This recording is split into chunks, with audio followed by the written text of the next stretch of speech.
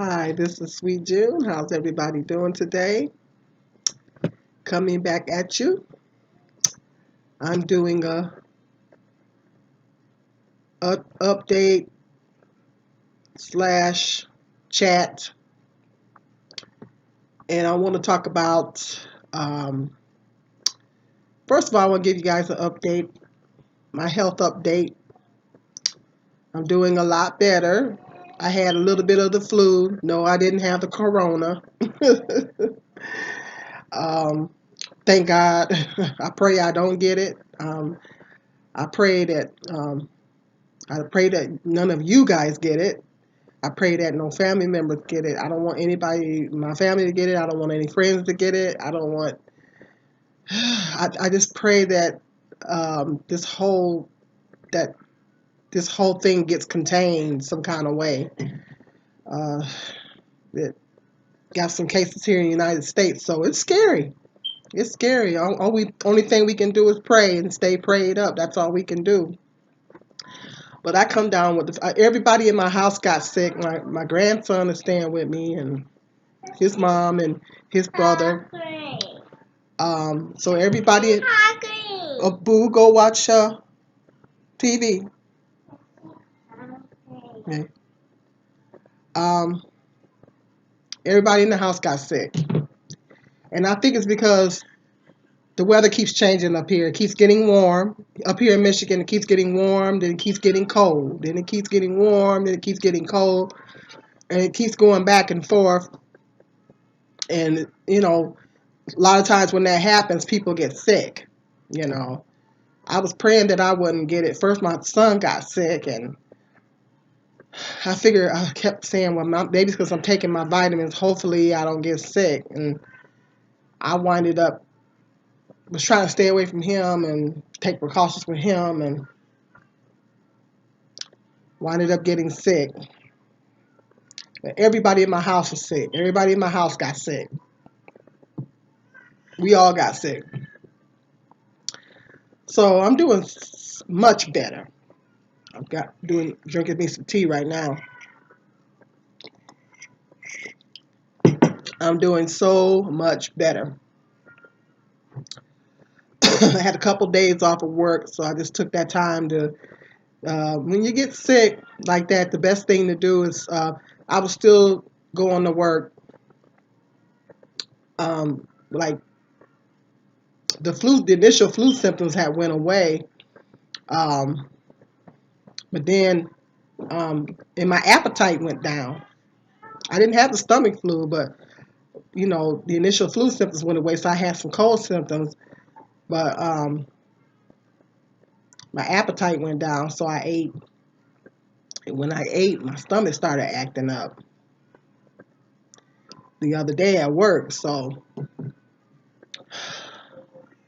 my appetite's been down for, you know, it's kind of picking up slowly but surely.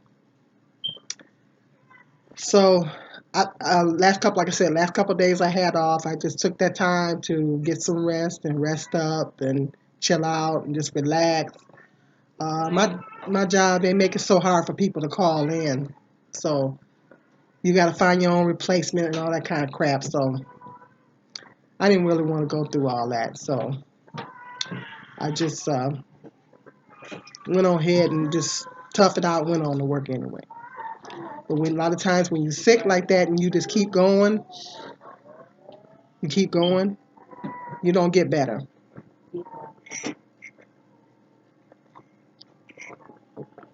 So the last couple of days I had to just chill out.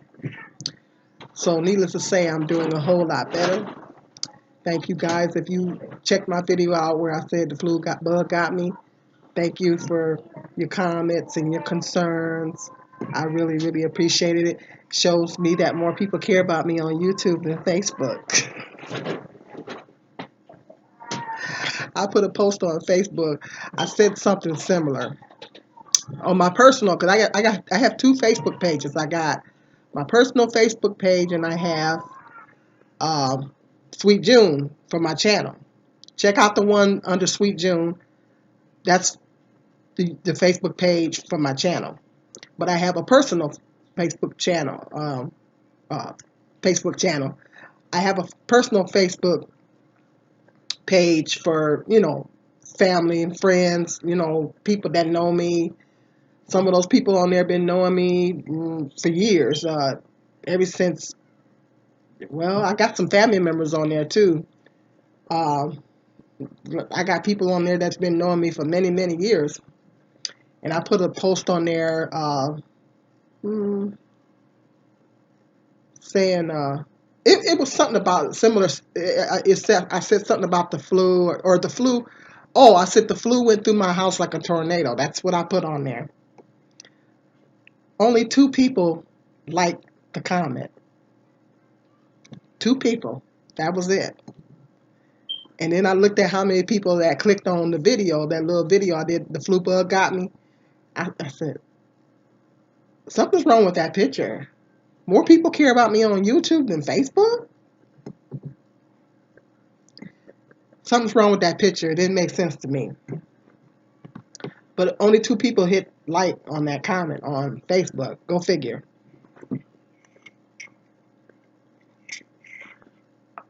So, anyway, I'm doing much better. I'm doing much better. I appreciate you guys for, if you check that video out and clicked on it and you make comments in the comment section. Thank you for your concern. I really appreciate it. Um, Hopefully now. I mean, I didn't really get the flu really, really bad because I had been taking vitamins, and so my immune system has actually not been too bad. So I didn't get it. I think had I not been taking the vitamins, I probably would have got it a lot worse. I told my mom the other day, had I not been taking the vitamins, I probably would have gotten it worse. It would have been a whole lot worse.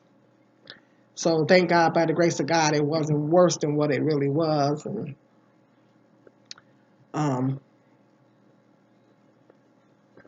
but as I said before in the other video, you guys keep washing your hands, keep taking precautions, universal precautions, keep washing your hands and all this kind of stuff. Hopefully, we got to pray about this coronavirus. Hopefully, it doesn't spread too bad here in the United States. Let's hope and pray that they get it under control. They say that the media is sensationalizing that. They say the media is sensationalizing the coronavirus. If you think back to SARS, and when they had the SARS thing going on, and they had the H1N1. Remember the H1N1? It was supposed to be a real bad strain of the flu, and some people died because of that too. Um, and it was a couple of other things. Ebola, I think it was Ebola. Um, it was some other things too that came out, and the media came out and said, oh, it's bad, and it's a couple cases here in the United States, this, that, and this, that, and the other, and they say that the news is sensationalizing it a little bit, making it really, really bad, and I really, it's really sad that they do that because all it does is it scares people. People get scared and paranoid, and now every person from China here in the United States, even though they've been living here in the United States for years, people are being ignorant and automatically assuming that everybody from China has corona or is going to spread corona. Am I saying that right? Corona? Uh, they assuming that, ignorance, something like this happens, people want to be ignorant, and they think everybody from China is spreading the coronavirus because they automatically assume because someone is from China they're going to spread the virus or whatever.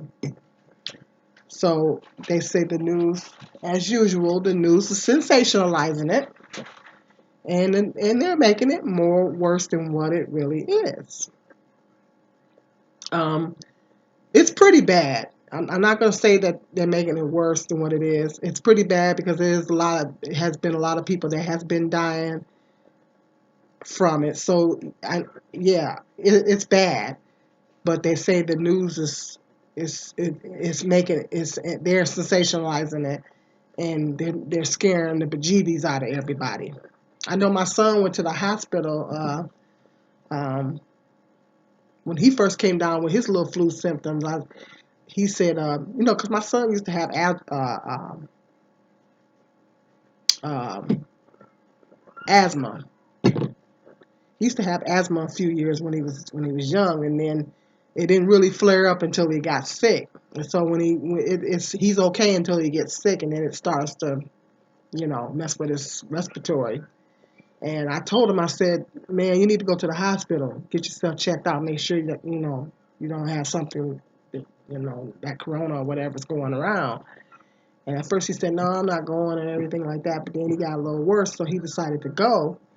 And he said that they told him, now my son is 19, and he said that they told him that most of the people that are dying from it are the elderly people, or people that already have compromised immune systems, people that are really have some pre-existing health conditions, and the elderly people it's mostly those people that are dying from it. And he said they said that if he was to get it, it would maybe show up as a real bad cold or a flu, because on account of the fact that he's so young. Now, that's what they told my son at the hospital. I don't know how correct that is. I don't know how accurate that is. But that's what they told my son, at the hospital. And I'm waiting for him at the hospital. And, I went and when I went to came to pick him up, I shot out to the cafeteria, grabbed something to eat, and came back around. And I noticed that they had already called him back there. And I seen the waiting room was full of people. I said, you know what? I'm going to go wait in the car. I said, because it's too many people in here for me. So I got a little paranoid. I said, I'm going to go wait in the car. I said, I don't know why these people are here, but I ain't taking no chances. I went and waited in the car. So it is causing a lot of paranoia. Um, I've always washed my hands. I've always been good about washing my hands anyway. But I'm more conscious of it now. And when I go to the gas station, I got my little gloves in my glove compartment. They say, when you pump your gas, to wear gloves. When you pumping your gas, they said you need to wear gloves. I've been I put my gloves on to pump the gas, and I got those sanitizing wipes. I got those in the car, and hand sanitizer. I went to the Dollar General around the corner here, and they didn't bought up all the hand sanitizer. But I found some hand sanitizing wipes, and I found some hand sanitizer. It was uh, they had different flavors. I forget what brand it was. So people are paranoid. People are paranoid. They're paranoid right now. So um, I've been wiping down things at work. Um, going up and beyond on the cleaning that I normally do, and just making sure I'm wiping everything down, and so yeah, I'm paranoid. I'm a little paranoid. Everybody's paranoid. It's causing a lot of paranoia. So I just pray that everything they get it. I pray that they get it contained, and um, but this coronavirus is Bible prophecy is being fulfilled. Stay tuned. I'm going to do another whole nother video talking about that, because I'm going to provide a scripture or two. I'm going to show a scripture or two scriptures. I don't know. I'm going to show you a scripture, read a scripture to you, proving to you what I'm talking about. But Bible prophecy is being fulfilled. All this does is tells us that we're getting very, very close to the end. We're getting very, very close to the end of this system. It's getting close to the time for Jesus to come back. And it's Bible prophecy is being fulfilled. I mean, it is a scripture in the Bible that tells you, it lists off a whole bunch of things that will be happening in the last days. And it talks about pestilence, which means diseases. And so stay tuned. Like I said, I'm going to do a whole nother video talking about that. and I'm going to read you the scripture. And it just shows us that time is getting near. It just lets us know that time is getting closer. It's just getting closer. It's getting, you know, really, really close. You know, when this stuff is happening, and that just lets us know that time is getting real close. You know, but stay tuned. But I hope everybody is, you know, doing good. Everybody that's looking at this video, I hope everybody's doing good. I hope your families are doing good and take the precautions. And it's definitely a scary thing.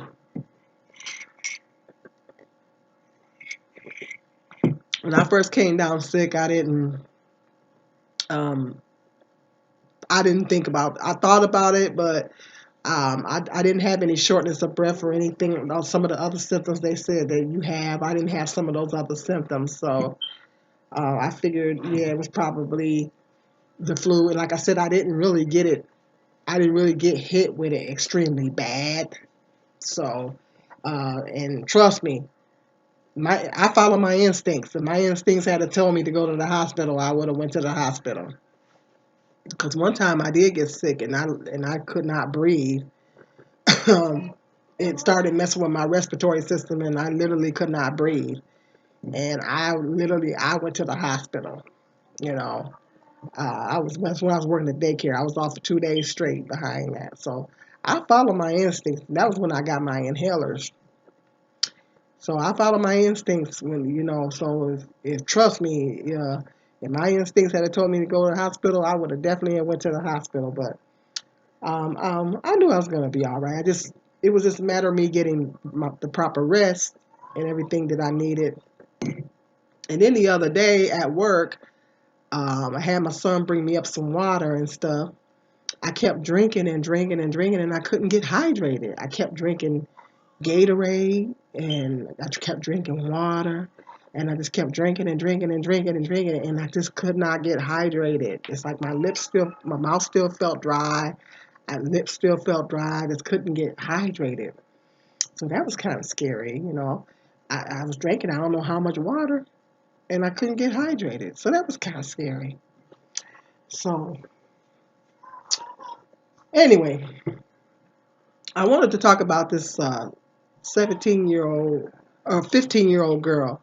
15-year-old girl in Brooklyn got jumped by a whole bunch of young African American males. I mean, it was a whole bunch of them. It was when you see the picture, it's really, really sad. All these young black males just jumping on this girl, and she got robbed.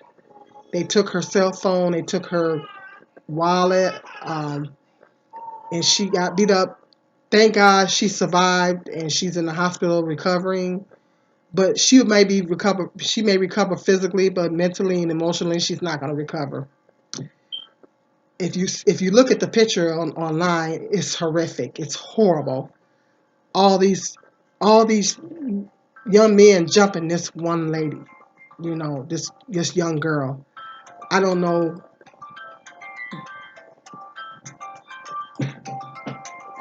My alarm's going. Excuse me. Anyway,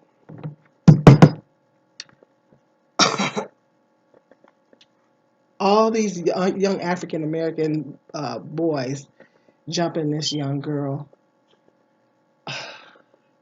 It's just really sad. And I looked at that, and I just couldn't believe it. I just couldn't believe why would so many people jump one girl. I don't understand it. This happened in Brooklyn, New York. And when you look at the picture, it just looks horrific. And I was looking at some videos with people talking about it, and looking at the blogs and everything, reading the blogs and everything. And people are saying, well, when stuff like that happens, when it involves young African American males, a lot of them are involved in these gangs and everything. When they see young African American males doing these things, the first thing they want to do is blame. They come from single parent homes. That's the first thing people say is they come from single parent homes, raised by single mothers. The mothers uh, pretty much get blamed for anything that young black males go out here and do, whether it's gang banging or shooting somebody or whatever. It's always, oh, well, it's because they're being raised by a single mother. Nobody never says anything about the fathers. And what I say is, uh, it goes, it falls on the father and it falls on the mother. It's not just the mother, it's the father. If these young males had a father figure in the home, like they're supposed to have, someone to guide them, someone to show them the right way, then, or even if they're not with the mother and they're in their son's life, taking a vested interest in their son, teaching and guiding their son, then if this was if more young African American males had their fathers in their lives like they're supposed to have them, then these kind of things wouldn't happen. And like I said and stated in other videos, we need strong black families. We need strong black families where the mother and the father is in the home. And it's because our communities are so divided. Our people are so divided. We're so divided. Um, and our communities are so divided. Um, and it's not just because of being raised by single mothers. Because, I'm always going to go back to the question, where's the father? When you say that, I'm always going to go back to the question, where's the father? Where's the father? Because a woman, when people say that, the suggestion is being made that a woman can raise a boy by herself. A woman really can't teach a boy how to be a man. He needs his father to teach him how to be a man. He needs his father to show him the right way. So it falls on the mother and the father. It's not just the mother. A lot of times the mother is out here working and she's out here trying to do the best she can to support the family. And a lot of times the children are out here because the mothers are. I know I was a single mother myself. And a lot of times I was working, my two sons got into some mischief while I was working a lot of times. So I know I've been through that. So a lot of times the mothers are out here working, they're out here working, and you know, the teenagers, the teenage sons, because they don't have that guidance from their father, they're out there doing whatever. So it's not just the mothers. It doesn't just fall on the mothers, but it falls on the fathers as well. The men and the women are dropping the ball. We need strong black families. These things are going to continue to happen. These things are going to continue to happen because we don't have strong black families. We don't have strong communities. We don't have strong black communities and we don't have strong black families. And our young black males, they need their fathers and need their fathers to guide them into the right direction. That's what they need. So all this, well, it's because they're being raised by single mothers. It's to suggest that a woman can teach a boy how to be a man. A woman cannot teach the boy how to be a man. He needs his father for that.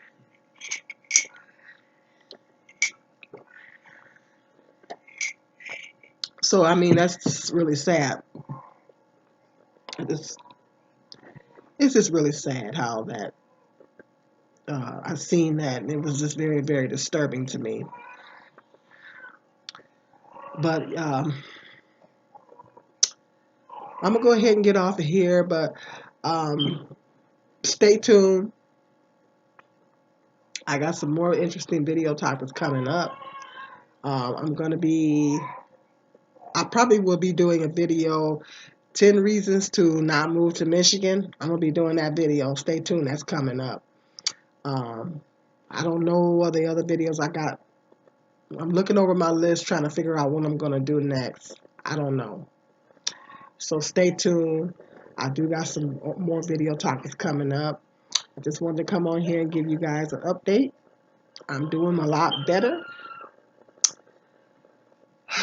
So I'm praying that everybody else is feeling good out there and everything. Hit me up in the comment section. Let me know if you've seen that news clip about that 15-year-old girl, um, when all those boys jumping her like that. Let me know what you thought about that. Hit me up in the comment section. Okay, stay tuned. I got some more videos topics coming up. Peace and love. This is Sweet Jen.